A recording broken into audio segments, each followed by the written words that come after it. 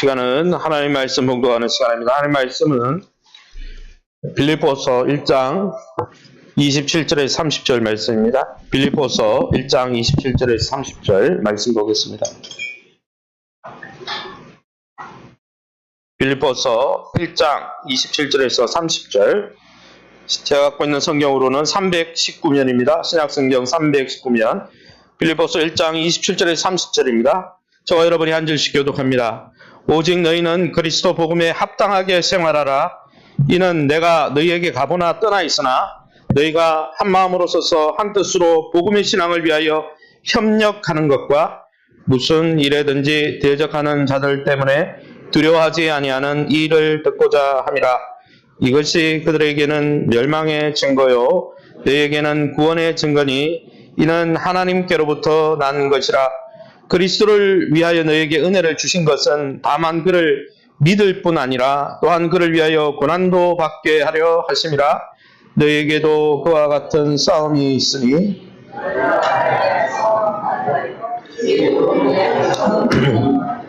아멘. 옆 사람과 인사합니다. 하나님이 함께 하십니다. 하나님의 손을 붙듭시다. 할렐루야. 오늘은 빌립보서 말씀 가지고 하늘 시민답게 라는 제목으로 말씀을 함께 나누기로 합니다. 미국으로 미국 이민자들에게는 늘 정체성의 질문이 있다고 합니다. 나는 미국인일까 한국인일까? 전쟁 시에는 어느 편에 서야 할까? 또 우리 젊은 사람들은 군입 때 그런 영장이 나오면 또 고민하죠. 어떻게 내가 해야 될까?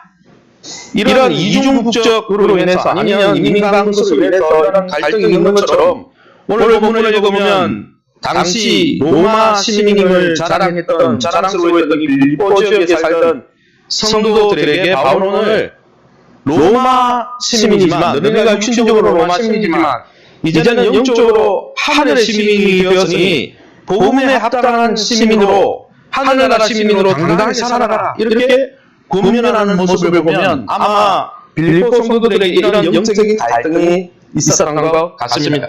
사실 빌립보 도시는 퇴역 군인들에게 로마 시민권을 주어 살게 한 곳입니다. 그래서 빌립보 도시의 거의 다 시민들이 퇴역 장성들이에요. 그러니까 로마에 대한 충성심이 얼마나 강하겠습니까?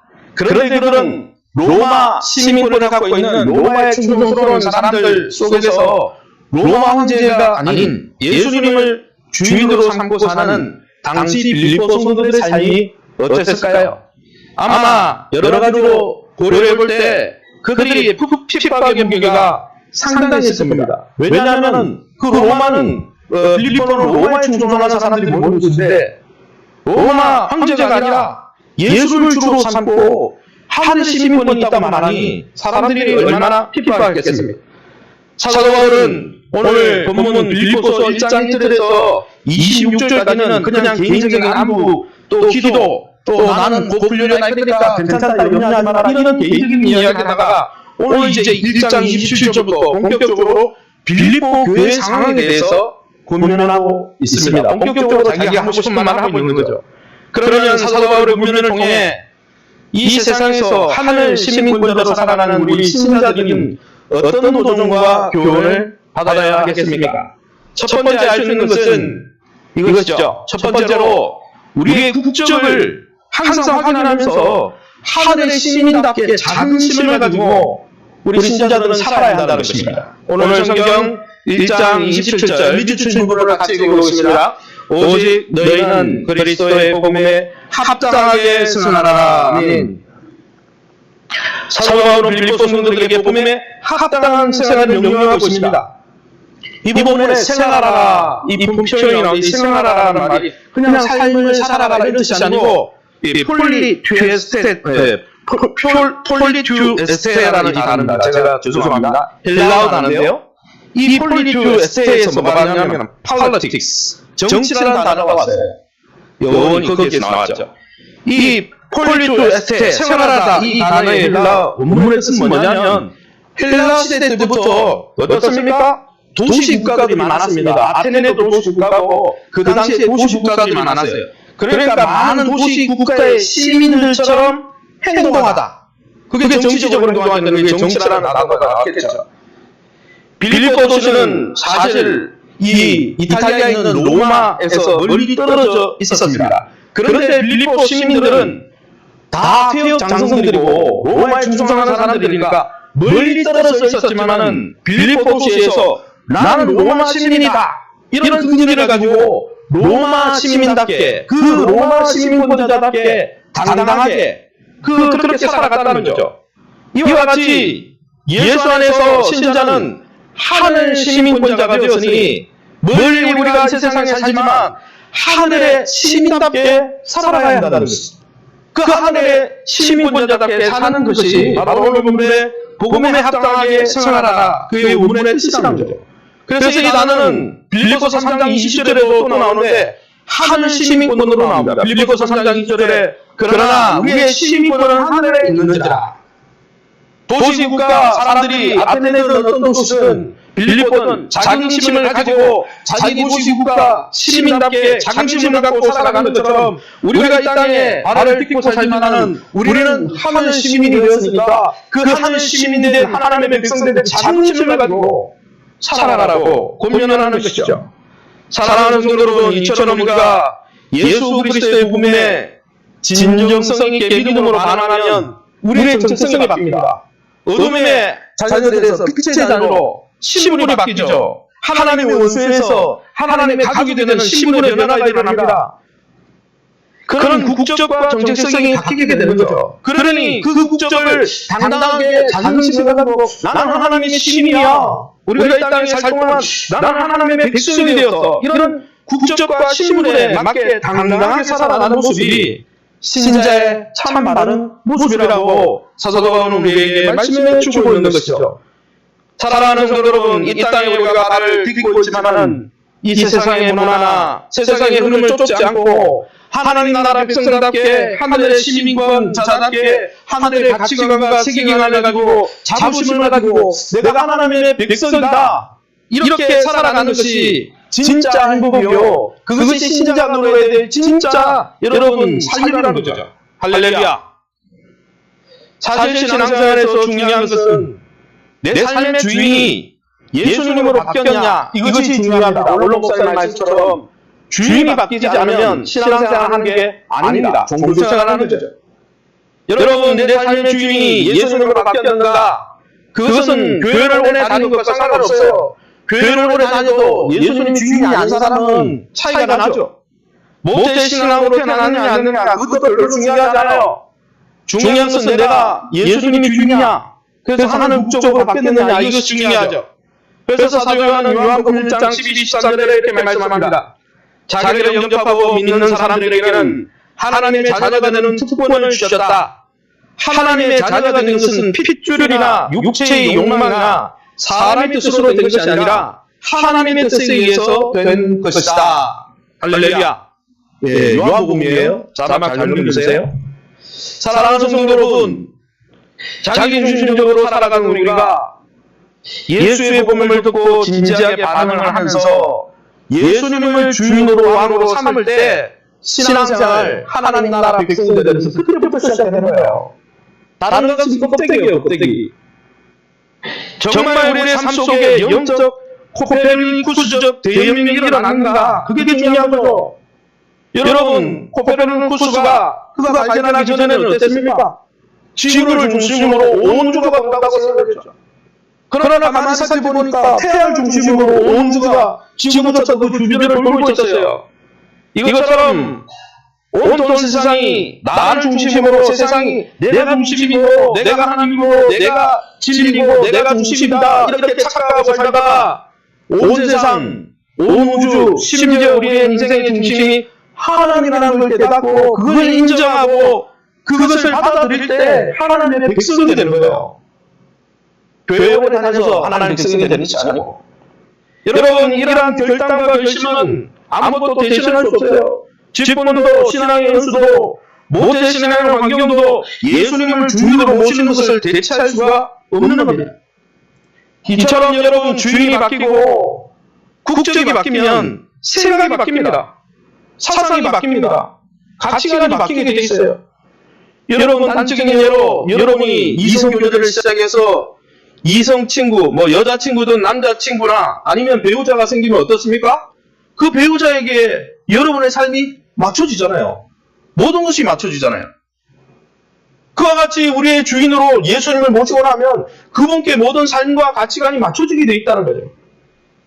사랑하는 성도 여러분, 아직도 이 세상에서 잘 사는 것, 이 세상에 풍족하게 사는 것, 여유있게 살면서 이 세상에서 하고 싶은 것 다 하고 사는 게 여러분의 인생의 목적입니까? 사실 이 세상이 자랑하고 보여주는 행복은 가질 수 없는 그림자에 불과합니다. 눈앞에 어른거리는 신기루에 불과한 거죠. 불의한 세상이 그런 부유한 삶을 허락하지 않을 뿐 아니라 그것을 쫓아다니기에는 우리의 인생이 너무나 짧다는 겁니다. 설령 그런 것들을 다 가진다고 하더라도 다 가질 수도 없지만 행복하리라는 보장은 없습니다. 우리 주변을 보세요. 여러분 아직도 이 세상이 주는 화려한 모습을 갈망하면서 그게 내 삶의 목적이라면 여러분의 영적 상황을 잘 확인해 보십시오. 혹시 아직 거듭나지 않고 예수님을 주인으로 모시지 않고 여전히 세상에 속한 종교인으로 살아가고 있을 수도 있다는 것이죠. 그러게 사랑하는 성도 여러분, 종교인은 하나님 나라에 들어갈 수 없어요. 왜냐하면 하나님의 나라는 그 나라를 갈망하고 그 나라를 소유하길 기대하는 사람들에게 열리는 나라이기 때문에. 성경의 마태복음 11장 12절에 뭐라고 되어 있습니까? 하늘 나라가 침입을 당하고 있으니 침입하는 자들은 그 나라를 철취한다. 무슨 표현입니까? 하나님 나라를 쟁취하려고 소망하면서 그 나라를 침범하고 침입하고 갈망하고 심령이 가난해서 하나님의 은혜만 안 되겠다고 말하는 그들이 하나님 나라를 소유한다는 거예요. 사랑하는 성도 여러분, 저와 여러분은 어떤 형편에 있습니까? 교회를 오래 다닌 것, 우리 신앙생활을 오래 한 것을 자랑하지 말고 여러분이 정말 하나님 나라를 소망하고 있는지, 만약 그렇지 않다면 혹시 여러분이 예수님을 주인으로 모신 적이 없는 건 아닌지 여러분은 삶을 돌아보시기 바랍니다. 더불어서 목사님 저는 예수님 주인으로 영접했습니다. 첫사랑도 있습니다. 뜨겁게 헌신한 날도 있어요. 그런데 오래 세상을 살아가다 보니까 세상에서 너무 힘들다 보니까 영적 전쟁의 혼돈을 느끼고 세상 나라를 넉넉히 바라보고 있습니다. 이 땅에서 풍족하지도 못하고 예수 믿는데도 삶의 이유가 없는 생활 속에서 난 내 인생이 불행한 것만 같아요. 이렇게 생각하고 있습니까? 만약 그렇다면 여러분의 그 환경과 상황 속에서 하나님 나라 백성의 지위와 영광에 대해서 늘 기억하고 묵상하시기 바랍니다. 사실은요, 그런 면에서 우리가 1대1을 하는 겁니다. 왜요? 하나님의 임재 앞에 나가지 않고 우리가 매일 세상의 문화와 가치관에 노출되다 보면 우리가 나고자처럼, 우리가 실패자처럼 세상의 기준으로만 계속 생각하도록 요구를 받으니까 우리가 하나님 나라 백성이 되고 우리가 하늘의 신분, 하늘의 시민권자가 되었음에도 불구하고 삶에 조금 부족하고 풍족함이 없다고 세상 부러워한다면, 세상만 부러워하면서 산다면 여러분 우리가 회복되어야 되지 않겠습니까?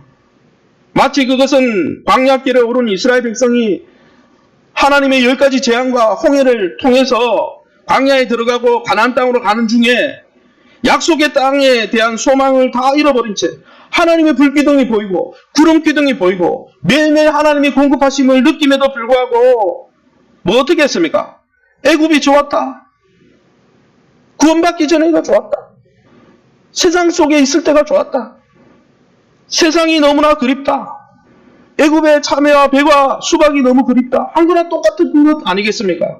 그러기에 사랑하는 성도 여러분, 여러분이 예수 그리스도를 주인으로 영접했다면 여러분의 삶과 여러분의 신분과 여러분에게 약속된 하나님 나라가 어떤 것인지 매일 묵상하면서 유튜브에 노출되고 드라마에 노출되고 영화에 노출되어서 세상의 문화에, 너는 세상의 문화로 따지면 뭡니까? 연봉이 없고 집이 없고 끌고 다니는 차가 그냥 그렇고 여러분 나고자라고 계속 이야기하잖아요. 우리는 나고자가 아니에요. 그런 면에서 매일매일 1:1 양육을 통해서 여러분의 개인 경건을 다시 회복하면서 하나님, 내가 하나님의 백성이 되었는데 하나님 앞에 자긍심을 갖고 살게 도와주시옵소서. 그래서 여러분 매일 하나님의 임재 앞에 나가 하나님이 얼마나 크신 분인지, 그 하나님의 나라를 상속받은 우리가 얼마나 대단한 존재인지를 깨닫고 확신하고 그것을 누리시기를 예수님 이름으로 축원합니다. 천국 시민인데 그런 자긍심도 없이 이 땅에서 나고자처럼 살아가면 얼마나 슬픈 겁니까?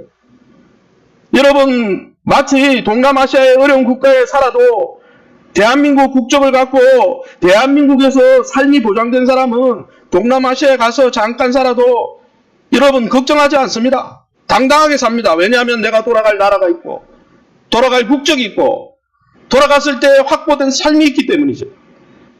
날마다 예수 그리스도 안에서 믿는 우리에게 부여된 하늘의 신분과 영광이 무엇인지를 1:1을 통해서든 무엇을 통해서든 매일매일 하나님 임재 앞에 나가 그것을 깨닫고 하나님 나라 백성다운 자긍심을 갖고 당당히 사시기를 예수 이름으로 축원합니다. 그러면 여러분 이렇게 하늘의 시민권자임을 인지하고 하나님 백성답게 당당하게 살아가는 신자는 이 세상에서 어떤 삶의 태도를 취하게 됩니까? 두 번째는 이렇게 하나님 백성으로서 자긍심을 갖고 살아가면서 우리가 이 땅에서 어떻게 살아야 되느냐? 하나님 백성으로서 당하는 고난을 이상히 여기지 말아야 한다는 거예요. 당연한 것으로 수긍해야 한다는 것입니다. 빌립보서 1장 28절 30절에 밑줄 친 자막을 우리가 함께 읽어보겠습니다. 대적하는 자들 때문에 두려워하지 아니하는 이 일을 듣고자 함이라. 너에게는 구원의 증거니 이는 하나님께로부터 난 것이라. 은혜를 주신 것은 다만 그를 믿을 뿐 아니라 또한 그를 위하여 고난도 받게 하려 하심이라.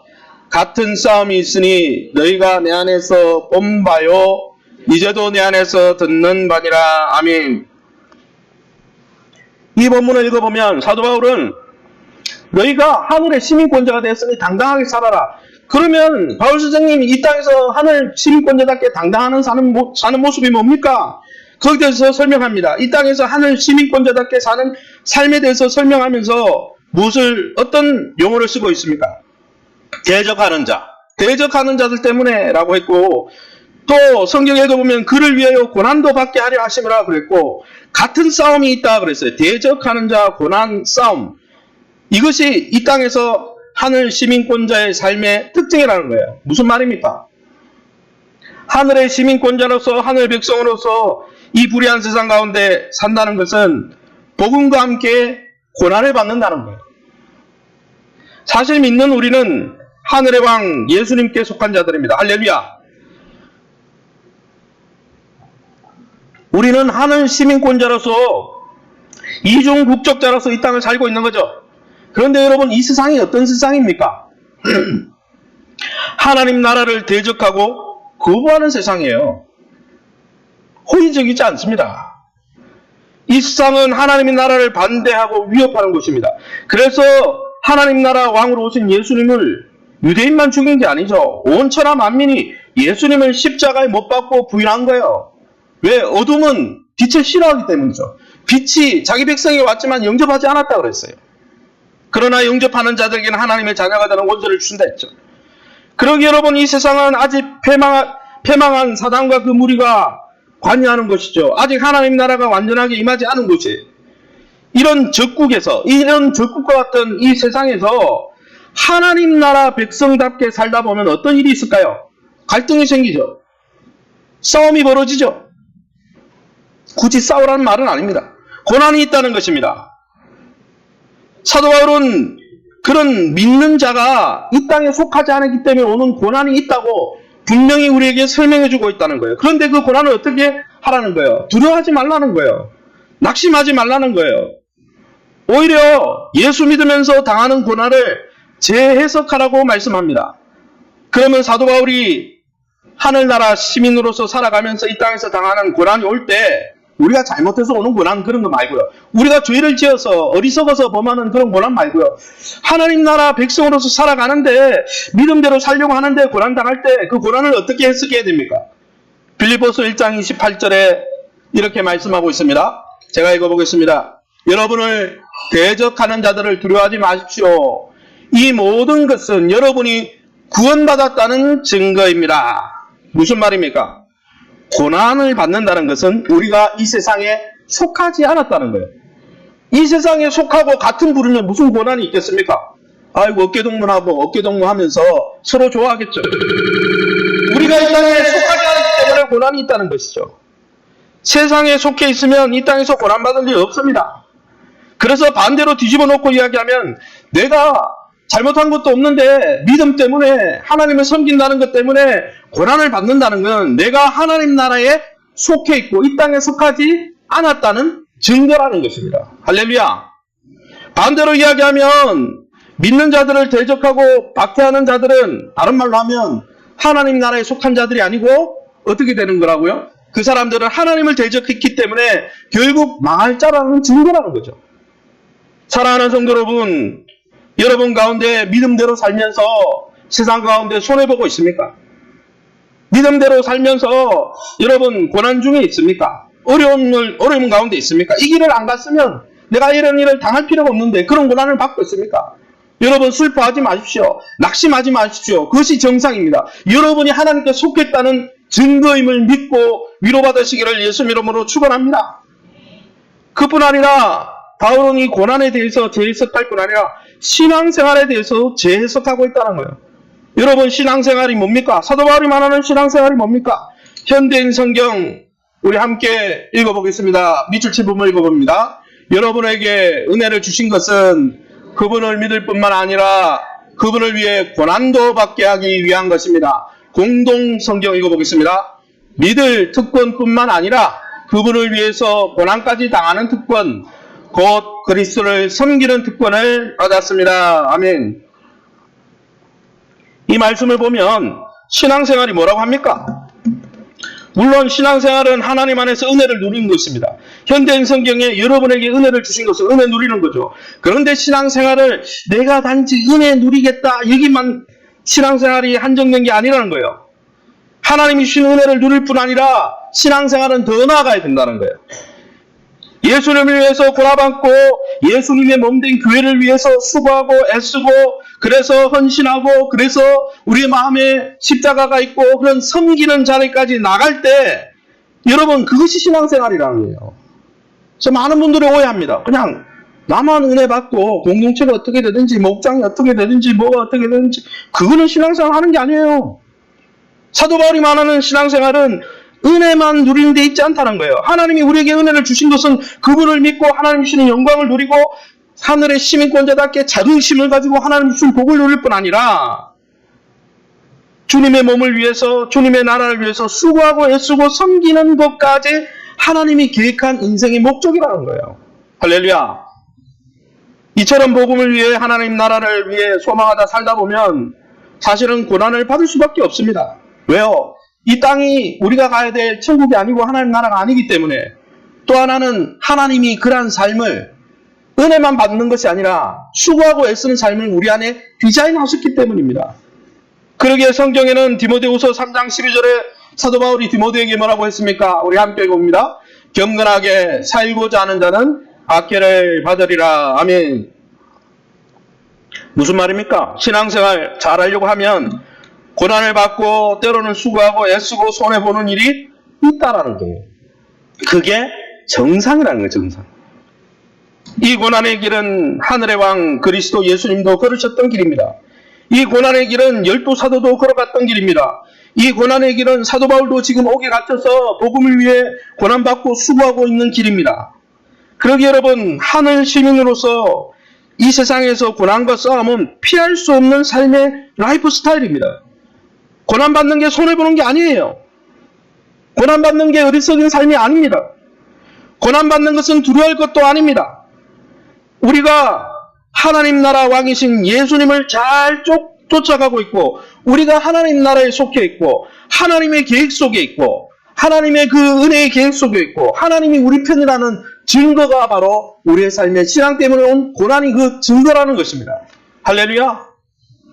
사랑하는 성도 여러분, 아무쪼록 하나님 나라 백성으로서 적국과 같은 이 세상 가운데, 불의한 세상 가운데 살아가면서 신앙 때문에 고난을 받더라도, 때로는 손해보더라도 그 고난이 우리가 루저라는 뜻, 나고자라는 뜻이 아니라 하나님 나라의 백성인 표식인 줄 알고 내가 하나님을 잘 쫓고 있고 내가 하나님 편에 서 있다는 사실을 깨닫게 하는 징표인 줄 알고 고난 가운데 위축되지 말고 좁은 길, 생명의 길, 십자가의 길, 수고의 길, 헌신의 길을 끝까지 쫓아가셔서 부활의 영광의 길에 이르시기를 예수님 이름으로 축원합니다.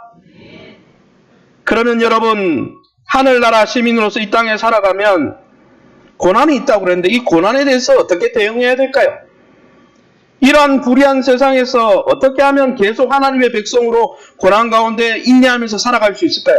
세 번째, 사도 바울이 우리에게 제시하는 전략과 대안은 우리가 고난이 오고 불의한 세상 가운데 이런 어려움이 올 때 먼저 성령의 도우심을 받고 두 번째는 공동체 안에서 협력함으로 이 고난을 극복해 나가라고 말씀해 주고 있다는 거예요. 두 가지예요. 성령 안에서 하나님이 믿는 자에게 부어주신 하나님의 영 안에서 하나님이 믿는 자들에게 남겨주신 하나님의 몸된 주님의 교회 안에서 협력하면서 이 고난의 문제를 해결하라는 것이죠. 빌립보서 1장 27절 30절 다른 성경 우리가 함께 읽어보겠습니다. 너희가 한 영 안에 굳게 서서 한 마음으로 복음의 믿음을 위해 함께 협력하며 너희도 동일한 싸움을 싸우고 있으니 아멘. 먼저 여러분, 우리가 믿음으로 살면서 이런 불의한 세상 가운데 고난을 당할 때, 어려움을 당할 때 어떻게 됩니까? 이 복음의 신앙 가운데서 함께 공동체와 협력하면서 그것을 공동체적으로 대응해야 한다는 것이죠. 여러분, 신앙생활은 개인적인 면이 있습니다. 하나님을 만나고 개인적으로 체험하고 하나님과 독대하고 이렇게 중요하죠. 그러나 여러분, 신앙생활은 개인적인 면을 넘어서는 겁니다. 공동체 안에서 하나 되어서 함께 협력해야 되는 것이 신앙생활입니다. 할렐루야. 그리스도의 몸으로 불렀지 나 혼자 부름받은 게 아닙니다. 그렇게 공동체적으로 복음으로 인해 신앙생활에 어려움이 올 때 공동체와 함께 이것을 극복해야 신앙생활을 잘 할 수 있는 거예요. 그래서 독불장군은 없어요. 기도원 가는 것도 중요하고 여러분이 개인생활 하는 거 중요하지만 공동체 안에 속하지 않으면요, 고난이 오면 다 쓰러져요. 그래서 예수님께서 우리에게 주님의 몸인 공동체를 주신 거예요. 여기에 사실 오늘 본문에 나오죠. 27절에 보면 너희가 한 영 안에서 굳게 서서 한 마음으로 복음을 믿음을 위하여 함께 협력하라. 그런데 협력하다라는 단어가 신나들레오라는 단어입니다. 신이라는 함께라는 투게더라는 이 접속사와 아들라오라는 이 단어가 합성된 거죠. 무슨 말이냐? 이렇게 협력하다는 게 단순히 그냥 협조하는 게 아니고 다 함께 아들라오, 싸우다는 뜻이에요. 아들라오에서 뭐가 나오냐면 애슬릿이 뭐냐면 레슬링 선수나 운동선수를 애슬릿이라고 그러는데 이 아들라오에서 나온 이 헬라어에서 나온 이 단어가 애슬릿입니다. 레슬링 선수를 가리키죠. 대중 경기에 참여하는 전투적 참가자를 가리킵니다. 즉, 이 협력하다는 말은 함께 싸워라. 올림픽 경기에서 단체 경기에서 승리하려면 어떻게 됩니까? 우리가 양궁에서 단체전에서 승리하려면 어떻게 돼요? 혼자만 잘하면 안 돼요. 옆에 있는 사람과 같이 격려하면서 함께 점수를 높여가야 단체전에 승리를 할 수 있잖아요. 이번에도 지난번에도 승리했잖아요. 그죠? 그래서 올림픽 단체 경기에 나가는 그런 운동선수처럼 서로 협력하고 케미가 좋아야 이 승리를 유지할 수 있는 거예요. 또 이 협력하다는 단어는 로마군 밀집 대응을 떠올리는 단어였다고 합니다. 이게 두 가지 뜻이에요. 원래 아들라오라는 단소가 함께 싸우다는 뜻인데 운동선수를 가리키기도 하고 전투에 참가하는 군인을 가리키기도 합니다. 로마 군인들 영화에 보시면 어떻습니까? 대적들이 오면 어떻게 돼요? 서로 어깨를 맞대고 방패를 이렇게 완전히 그냥 방사 형태로 다 맞춰가지고 전투 대응을 짭니다. 그냥 혼자 안 해요. 밀집 대응을 다 갖춰가지고 뭐 전차가 오든 뭐가 오든 다 결집하면요, 그 진을 뚫을 수가 없는 거예요. 이 협력하다는 단어가 그런 뜻입니다. 적극적으로 함께 싸우다라는 뜻이에요. 하나님은 복음을 위한 이 영적 싸움에 우리가 싸우면서 고난에 쉽게 낙오되거나 넘어지지 않도록 우리에게 영적 대용을 주셨습니다. 영적인 동력자들을 주셨습니다. 함께 싸우도록 하나님이 디자인한 공동체가 있는데 그게 거룩한 교회라는 것입니다. 할렐루야. 그러기에 여러분 우리가 이 영적 싸움을, 영적 경기를 잘 마치려면 우리가 교회 공동체와 함께 마음을 모으고 함께 싸우고 함께 전략을 세우고 그렇게 할 때 믿음의 경주를 끝까지 갈 수 있는 거예요. 그런데 어떻습니까? 요즘 세상은 어떻습니까? 공동체 없습니다. 자기중심적으로 나만 괜찮으면 괜찮네. 이렇게 1인 세대가 되다 보니까 자기중심적인 생각, 자기중심적인 행동 이런 문화 속에 있다 보니까 공동체와 발을 맞추고 함께 전략을 짜고 함께 훈련하고 함께 대적과 맞서고 이런 게 약해졌어요. 그러다 보니까 한국 교회가 무너지는 거죠 지금. 사랑하는 성도 여러분, 그러기에 교회의 직분을 받는 게 뭡니까? 함께 싸우겠다는 거예요. 함께 이 대형의 질을 갖추겠다는 거예요. 여러분이 뭐 서리 집사든 중직이든 어떤 직분을 받든 내가 성도에서 직분을 못 받았더라도 하나님 나라의 이 진영에 함께 들어와서 공동체 안에서 함께 싸우면서 이 믿음의 길을 끝까지 달려가시기를 예수 이름으로 축원합니다. 그뿐 아니라 여러분이 영적 싸움에서 이기려면 무엇이 필요할까요? 우리의 대적은 눈에 보이는 대적이 아니에요. 때로는 우리의 한계를 뛰어넘는 싸움이죠. 그래서 어떻게 해야 된다고 말씀하고 있습니까? 성경 오늘 본문에 두 가지를 설명했죠. 너희가 한 영 안에 굳게 서서, 한 영이라고 되어 있는데 한영사전이 아니고 이 원래 27절의 개역 개정 성경에는 한 마음으로 서서 이렇게 되어 있습니다. 그래서 사람들이 마음을 모으는 거다 이렇게 생각하지만 원문은 한 영, Holy Spirit, 우리에게 예수 믿을 때 주신 하나님의 영 안에서 이런 뜻입니다. 할렐루야. 여러분, 하나님께서 우리가 영적으로 고난 가운데 있을 때 하나님의 백성답게 자긍심 갖지 못하고 위축되고 이렇게 넘어지지 않도록 우리에게 공동체를 주셨을 뿐 아니라 하나님의 성령을 부어주셨다는 것이죠. 할렐루야. 그러기에 여러분, 우리는 하나님의 영 안에서, 성령 안에서 굳게 설 수 있는 것입니다. 그러니까 하나님을 만나기 위해서 매일 하나님의 말씀에 성령의 검인 말씀을 붙들고 또 구하고 찾고 두드리는 자에게 성령을 부어주시겠다고 했으니 말씀과 기도 가운데 하나님의 영에 붙들리도록 힘쓰시기를 예수님 이름으로 축원합니다. 그렇게 할 때 영적 싸움에서 이길 수 있다는 거예요. 사실 요즘은 여러분 참 이기적이고 자기중심적인 시대를 살고 있죠. 예수를 만나고 나서도 자기중심적인 것 같아요. 사실 죄의 본질이 자기중심성이잖아요. 왜 이런 이야기를 하냐면은 예수님 믿으면서 은혜는 받길 원하는데 예수님을 위해, 예수님의 몸인 교회를 위해 수고하고 섬기고 고난받는 것은 싫어. 이렇게 생각하는 분이 의외로 많아지고 있다는 것이죠. 안타까운 것이죠. 그러나 여러분 생각해 보십시오. 여러분의 어린 자녀를 생각해 보세요. 어릴수록 자기중심적입니다. 자기 이익만을 추구하죠. 자녀가 여러분 어릴 때 부모 배려하지 않습니다. 다른 사람 배려하거나 다른 공동체를 위해 수고하고 손해보려 하지 않죠. 이거는 어린아이의 특징입니다. 자기중심적이죠. 그런데 건강한 어른이 되면 어떻습니까? 상황을 살펴봅니다. 가족 공동체, 가족들의 상황을 살펴봅니다. 주변 사람들의 상황도 살핍니다. 그리고 때로는 내가 원하는 게 있지만은 주변 사람들의 유익과 편의를 위해서 내 걸 뒤로 하기도 하고 양보하기도 합니다. 그것이 어른이죠. 아이들은 자기 권리만을 부르짖지만 건강한 어른은 자기 권리만 챙기는 것이 아니라 책임과 헌신도 함께 하는 것이 어른이죠. 신앙생활도 마찬가지입니다. 하나님의 백성으로 살면서 내가 은혜 받는 것만 추구해야 되겠다. 영적으로 어린아이입니다. 하나님은 우리를 부를 때 은혜만 누리다가 이 땅에서 오라고 부른 것이 아닙니다. 믿음이 성장하고 영적 부모가 되고 부모가 되어서 다른 사람을 전도해서 양육하고 또 교회를 위해서 수고하고 교회와 하나님 나라를 위해서 고난받고 손해보고 수고하는 자리까지 나가 성숙한 어른이 되라고 주님이 말씀하고 있다는 것이죠. 이제 말씀을 정리하겠습니다. 사랑하는 성도 여러분, 혹시 복음이 주는, 교회가 주는 은혜와 특권은 모조리 누리려고 하면서도 복음과 교회가 요구하는 공동체적 사명과 헌신과 십자가는 외면하고 있지 않습니까? 은혜만을 추구하는 신앙 이기주의에 빠져 있지는 않습니까? 예수를 믿는 신자의 삶은 하나님과 그 나라와 그 교회를 위해서 수고하고 영적 싸움에 적극적으로 함께 동참하는 것이 신앙을 유지하고 건강하게 살아가는 비결이라 했습니다. 그리스도를 위해서 고난받기를 외면하면, 십자가의 길을 외면하면 부활의 영광도 없는 것입니다.